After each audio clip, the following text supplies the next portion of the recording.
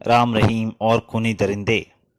दोस्तों, आपने इसके पिछले भागों में पढ़ा कि राम रहीम काले बच्चों को बचाने के लिए पहुंचते हैं और वो एक बस्ती में जब गोरे सैनिक काले बच्चों को मार रहे होते हैं तो वहां जाकर उन बच्चों को बचा लेते हैं। उसके बाद वहाँ का जनरल वहाँ पे उन लूसा जेम्स के बच्चों को गिरफ्तार कर लेता है और बदले में राम रहीम की मांग की जाती है। तो राम रहीम भी गोरे बच्चों के स्कूल की एक बच्चों को पकड़ लेते हैं और बदले में लूसा जेम्स के बच्चों को आज़ादी की मांग करते हैं। उसके बाद जनरल को मजबूर होकर उन बच्चों को छोड़ना पड़ता है। अब उसके आगे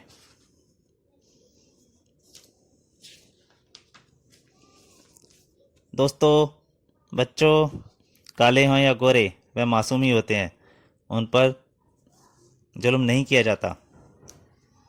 इसलिए हमने भी तुम लोगों पर कोई जुल्म नहीं किया, तुम्हें कोई तकलीफ नहीं होने दी, यहाँ तक कि तुम्हारे खाने पीने का भी पूरा ध्यान रखा। इसलिए हम चाहते हैं कि ये सब बातें तुम लोग अपने मम्मी डैडी और अपनी सरकार से कहना, ताकि वे लोग भी काले बच्चों पर जुल्म करना बंद कर दें। हम ज़रूर कहेंगे, हम अपने सरकार के को मजबूर करेंगे कि वह अपने काले बच्चों को जुल्म करना बंद करे, उन्हें मारना बंद करे। काले बच्चों को हमारी तरह जीने का हक दिया जाए। हाँ हाँ, हम उन्हें हक जरूर दिलवाएंगे। शुक्रिया दोस्तों। और फिर रात के अंधेरे में रामनी ने बच्चों को उस जगह छोड़ दिया जहाँ से शहर की सीमा आरंभ होती थी। इससे आगे हम तुम्हारे साथ नहीं जा सकते। यहाँ से तुम लोगों को अकेले ही जाना होगा। चले जाओगे ना? हाँ, चले जाएंगे, चले जाएंगे। दूसरे दिन जनरल रामीम को पकड़ने के लिए एक नई चाल चली। इस चाल के तहत सैनिकों ने एक बस्ती पर हमला करके कुछ बच्चों को पकड़ लिया। बस्ती वालों, हम इन बच्चों को ले जा रहे हैं। 12 बजे दिन में इन सबको गोल चौराहे के पास वाले मैदान में गोलियों से भून दिया जाएगा। राम ने इनसे कहना, अगर इन्हें बचा सकते हैं तो आकर बचा लें। इसके बाद जल्दी चढ़, अब देखता हूँ राम नईम कैसे बचते हैं। बच्चों को लेकर ट्रक वहां से रवाना हो गया। मुझे फौरन यह खबर राम रहीम तक पहुंचानी चाहिए। वह लड़का अड्डे पर पहुंचा। गजब हो गया मौका जेम्स, सैनिक शालू की बस्ती से 10 बच्चों को पकड़कर ले गए हैं। ओह, कैप्टन कह रहा था कि बच्चों को 12 बजे गोल चौराहे के पास वाले मैदान में गोलियों से भून दिया जाएगा। राम रहीम आकर बचा सकते हैं तो बचा ले बच्चों को। फिर दिखा दी जनरल ने अपनी औकात। स्पष्ट है जनरल इस तरीके से तुम दोनों का शिकार करना चाहता है। हमें मालूम है, फिर भी हम बच्चों को छुड़ाने वहां जाएंगे, लेकिन तुम दोनों वहां फंस सकते हो। कोई बात नहीं, हम अपनी खातिर बच्चों की जान खतरे में नहीं डाल सकते। उधर गोल चौराहे पर हजारों की भीड़ जमा थी। लोग अपनी सरकार के जुल्म की इंतहा देखने वाले थे। सावधान रहो राम रहीम, इन बच्चों को छुड़ाने जरूर आएंगे। आप चिंता न करें सर, इस बार वे बचकर नहीं जा पाएंगे। 12 बजने से कुछ देर पहले राम रहीम पहुंच गए। या खुदा, काफी तगड़ा इंतजाम किया है हमें पकड़ने के लिए।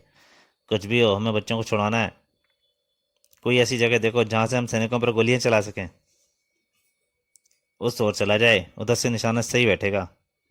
ठीक है, यह जगह उपयुक्त रहेगी। दोनों दाई और एक इमारत की आड़ में जा पहुंचे। ठीक 12 बजे। समय पूरा हो गया, पर राम रहीम इन्हें छुड़ाने नहीं आए। अब मुझे इन बच्चों को गोली मारने का आदेश देना चाहिए, वरना लोग मेरे साथ साथ हुकूमत की भी किल्ली उड़ाएंगे।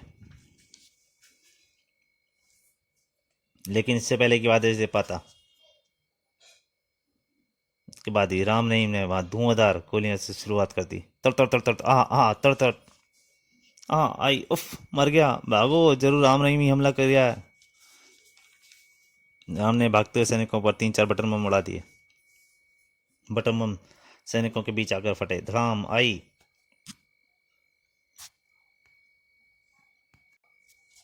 उसके बाद राम रहीम ने विस्फोटक बमों के साथ धुएं के बमों का प्रयोग किया।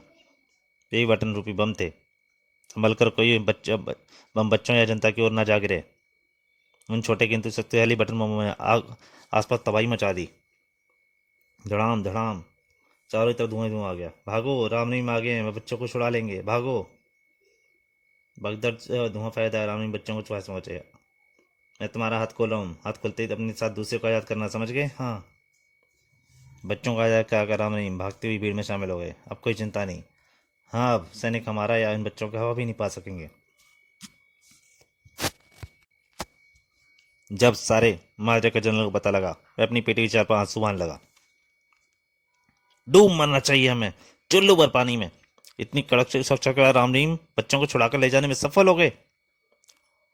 और सर, राम रहीम को गिरफ्तार करने के चक्कर में कम से कम हमारे 50 सैनिक मारे गए हैं।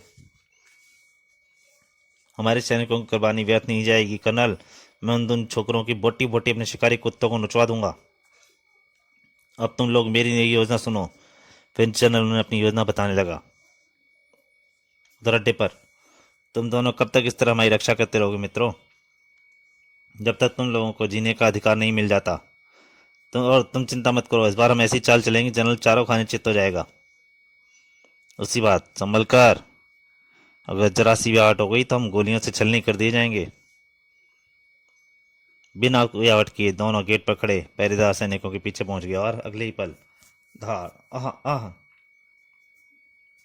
अब आराम से टेक लगा कर खड़े रहो, हम जरा अंदर होकर आते हैं। उसके बाद इन्हें खाते ही कुत्ते आराम की नींद सो जाएंगे और हमारा रास्ता साफ हो जाएगा। फिर राम ने गोश्त के टुकड़े बंगले के अंदर उछाल दिए और जब उन्होंने अंदर झांका, बाप रे बाप, 4 कुत्ते मौजूद हैं। अगर इनका इंतजाम न करते तो हमें फाड़ कर रखा जाते। कुत्तों ने जैसे ही गोश्त के उन टुकड़ों पर मुंह मारा, वे बेहोश होकर जमीन पर लुढ़क गए। लेकिन जैसे ही राम रहीम बंगले के अंदर पहुंचे, खबरदार हिलना मत, हथियार फेंक कर तू उठा लो वरना जान से हाथ धो बैठोगे। ओ, फंस गए, इस खतरे की ओर तो ध्यान ही नहीं दिया था। मजबूरी थी, राम रहीम ने गार्ड के आदेश का पालन करके हाथों पर उठाए। कौन हो तुम दोनों, और पैदा सैनिकों के रहते बंगले के अंदर कैसे आ गए? मैं राम हूं, ये मेरे साथी रहीम है, हम जनरल के बच्चों का अपहरण करने आए हैं। क्या? उसी क्षण रहीम ने गार्ड पर हमला कर दिया। यह गन तुम्हारे हाथ में अच्छी नहीं लगती। आह, पलक झपकते ही बाजी बढ़ लगी। अब बताओ जनरल के बच्चे किस कमरे में सो रहे हैं? अगर तुमने फौरन जवाब नहीं दिया तो हम तुम्हें गोली मार देंगे।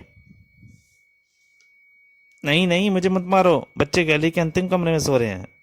अगले ही पल धड़ाक, आह। गार्ड को बेहोश करके राम रहीम बच्चों के कमरे में पहुंच गए। बच्चे आराम से सो रहे थे। गुड, बच्चे बहुत गहरी नींद सो रहे हैं। बोलो मत, तभी वहां आगे बढ़ो। बिस्तर के पास पहुंचकर रहीम ने क्लोरोफॉर्म से भीगा रुमाल निकाला और बच्चों की नाक के आगे लहराने लगा। बस करो, बेहोश हो गए होंगे। इसके बाद वह एक पत्थर रखकर दोनों ने बच्चों को उठा लिया। चलो, और बिना किसी परेशानी के दोनों बंगले के बाहर आ गए। अब देखते हैं जनरल हमारी इस चाल का क्या जवाब देता है। इसके पास कोई जवाब होगा ही नहीं। सुबह जनरल के बंगले पर कोहराम मच गया। बच्चों के अपने कमरे में जनरल की पत्नी ने रो रो कर जीना हराम कर दिया। मुझे मेरे बच्चे चाहिए, उन्हें कहीं से भी किसी भी कीमत पर लेकर आइए। तभी जनरल की नजर पत्र पड़ गई। अरे, वह पत्र वहां कैसे रखा है? जनरल पत्र उठाकर पढ़ने लगा। जनरल, तुमने हमारे काले बच्चों को, हजारों काले बच्चों पर जुल्म किए हैं, उन्हें जान से मरवाया है, लेकिन अब तुम्हारे बच्चों की बारी है। तुम्हारे हितैषी राम रहीम। पत्र पढ़कर मैं बाहर की ओर भागा। नहीं, ऐसा नहीं हो सकता, मेरे बच्चों को कोई नहीं मार सकता, मैं उन्हें नहीं मरने दूंगा, मैं राम रहीम से माफी मांग लूंगा। आधे घंटे बाद मैं राम रहीम से हाथ जोड़कर माफी मांगता हूँ और प्रार्थना करता हूँ कि मेरी गलतियों की सजा मेरे बच्चों को ना दें। मैं वादा करता हूँ कि अब किसी काले बच्चे पर जुल्म नहीं किया जाएगा। काले बच्चों को भी अब वही हक मिलेगा जो गोरे बच्चों को है। काले बच्चों को वह सभी सुविधाएं दी जाएंगी जो गोरे बच्चों को दी जाती हैं। जनरल का संदेश सुनकर काले लोगों में खुशी की लहर दौड़ गई। हाँ, अब हम पर कोई जुल्म नहीं करेगा, हर्रे, अब हम भी शान से जी सकेंगे, हम भी गोरे बच्चों की तरह जी सकेंगे, रह सकेंगे। उधर अड्डे पर हम तुम्हारा अपहरण करके लाए हैं, कहीं सी कहाँ तुम दोनों हमसे नाराज तो नहीं हो? अगर नाराज हो तो दो दिल चाहे सजा दे लो। नहीं राम भैया, हम बिल्कुल नाराज नहीं हैं। हमें तो खुशी होगी और हमारे कहा हमारे डैडी काले बच्चों को जान से मारना वर उन पर जुल्म करना बंद कर दें। तभी खुशी से उलझता हुआ मौका जैम से वहां पहुंचा और राम रहीम को जनरल का संदेश सुना दिया। वो मारा, शुक्र है हम अपने मकसद में कामयाब हो गए। मुबारक हो राम भैया, बधाई हो रहीम भाई। चलो, अब हम भी अपना फर्ज पूरा करते हैं, तुम्हें तुम्हारे मम्मी डैडी तक पहुंचा दें। थोड़ी देर बाद वे जनरल के बच्चों को लेकर वहां से रवाना हो गए। रहीम की कार जनरल के बंगले से कुछ तो पहले ही रुक गई। जाओ मित्रों, तुम्हारा घर आ गया, तुम दोनों हमेशा याद रहोगे। अच्छा विदा। अब बच्चे घर चले गए। बच्चों को उनके घर छोड़कर राम रहीम वापस अड्डे पर आ गए। दोस्तों, तुमने हमें जिस काम के लिए बुलाया था वह काम अब पूरा हुआ है, इसलिए अब हमें जाने की इजाज़त दो। हाँ मोंगा जेम्स, अब हम अपने वतन लौटना चाहते हैं। दिल तो नहीं चाहता कि तुम दोनों को जाने दूं, लेकिन मैं जानता हूँ तुम्हारा समय बहुत कीमती है, इसलिए रोकूंगा नहीं। शुक्रिया दोस्त। और इसी तरह राम रहीम ने काला द्वीप छोड़ दिया। हजारों की संख्या में काले बच्चे बंदरगाह पर उन्हें छोड़ने आए थे। कहानी समाप्त। और प्लीज़ मैं आपसे फिर से प्रार्थना करता हूँ, अगर कॉमिक अच्छी लगे तो प्लीज़ लाइक ज़रूर किया कीजिए। धन्यवाद।